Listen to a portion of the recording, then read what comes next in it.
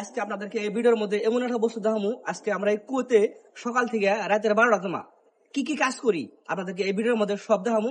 তো সকাল থেকে শুরু করলাম সকাল 6টার থেকে রাতের 12টা তোমা কি হয় না হয় আমাদের সাথে 18 ঘন্টা সব দেখামো। আল্লাহর কসম করে দিছি সামনে মসজিদ, আজকে শুট দেখামো, অন্যদিনে শুট দেখাম না ভাই। আজকে যে ভিডিও করুম হেড দেখামো আপনাদেরকে আমি। তো সবাই দেখতে থাকেন। আমি স্কুলে যাবেন নিছি পোলাহান নিয়ে। ইতিমধ্যে মোটামুটি পাইলে আমি পড়াই দেখেন, এই যে মাদ্রাসা পেয়ে গেছি পোলাহানের মাদ্রাসা। এই যে দেখেন মাদ্রাসার ভিতরে এখন আমি লাহে লাহে ঢুকুম। এটা কুয়েতে যাহারা KBS এর ভিতরের দৃশ্য দেখেন। এই যে স্কুলগুলো একদম ডাইরেক্ট গেলাম, যাই না আবার পোলাহান দিয়ে আয় পড়লাম। আয় না হ্যাঁ যাবো গাড়িতে বহমু, গাড়িতে বয়ে যাবো ডাইরেক্ট বাড়িতে। বাড়িতে যাওয়ার দৃশ্য আপনাদেরকে দেখাবেন নিচে, অলরেডি আপনারা দেখতে থাকেন। দেখেন গাড়িতে বইলাম, এটা হয়েছে কুয়েতে 80 নম্বর রোড। তো গাইস এখন দিনের 1টা বাজে, এখন বাচ্চাদেরকে আনবার যাবো স্কুলে যে থেয়েছিলাম। এখন আমি গাড়ি স্টার্ট দিব, সবাই দেখতে থাকেন। আপনারা কিছু মানে বলেন ড্রাইভারি কাজ খুব সহজ গালফ কান্ট্রিতে, কুয়েত হোক, সৌদি, দুবাই, বাহারাইন, যে কোনো জায়গায় হোক। দেখেন আজকে আপনাদেরকে ওটাই দেখাবেন নিছি। ইতিমধ্যে KBS স্কুল পেয়ে গেলাম গাপুলা 100 নিবেন লিগে। এটা হচ্ছে রাস্তার কি সামনে দেখেন জাতীয় পতাকা থেকে দিচ্ছে এই দেশের। এই দেখেন কুয়েতের এগুলা কুয়েতের দৃশ্য। তো আস্তে আস্তে KBS স্কুল পেয়ে গেলাম, বাচ্চাদের স্কুল পোলাহান গুনা নিবেন লিগে। এই যে স্কুল সবাই দেখেন। এখন বাজে দিনের 5টা, মাগরিবের টাইম। ওই যে পোলাহান যে আমি স্কুলে থেকে নিয়েছিলাম, হে পোলাহান গুনা টিউশন পড়ে, টিউশন মাস্টার।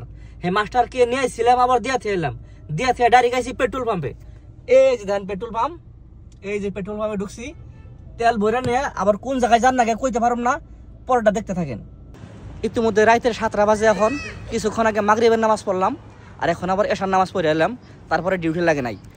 দেখি আর 5 ঘন্টা আছে, 5 ঘন্টা কি হয় দেখতে থাকেন। এখন বাজে রাতের 8টা। এখন কিছু খানা বানাবেন নিছি, হয়তো সময় কম, যার জন্য আলু ভাজি বানাম আজকে।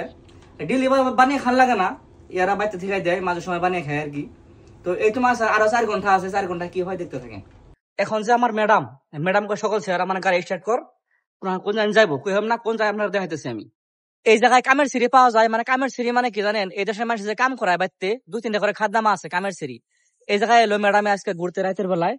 এই দেখেন সম্ভবত কামের সিঁড়ি নিয়ে যাবো এই জায়গায় কুয়েতে জাহারা গাদিমে। ম্যাডামে যে কামে আইছে হে কাম তো হইলই না। তারপর দেখেন কিনা বসে কম্বল, এই যে কম্বল কিনছে, বাজার কিনছে, যাইবো বাপের বাড়ি। তো চলেন যাই বাপের বাড়ি যাই।